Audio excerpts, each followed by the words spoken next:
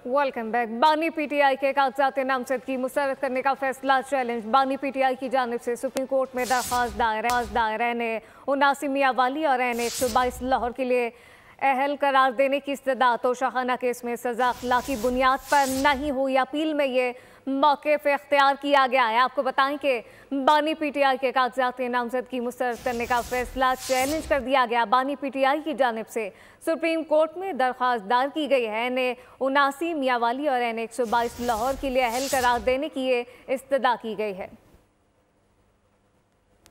दौरान इद्दत निकाह केस खारिज करने की दरख्वास्तों पर फैसला महफूज कर लिया गया। इस्लामाबाद हाई कोर्ट ने दरख्वास्तों पर फैसला महफूज कर लिया। बानी पीटीआई बुशरा बीबी की केस खारिज की दरख्वास्तें दायर हैं।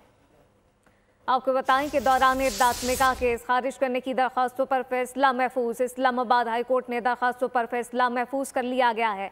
इस मुतालिक मजीद क्या तफसीलात हैं मोहम्मद अली खान से जानते हैं। जी मोहम्मद अली, बताइएगा।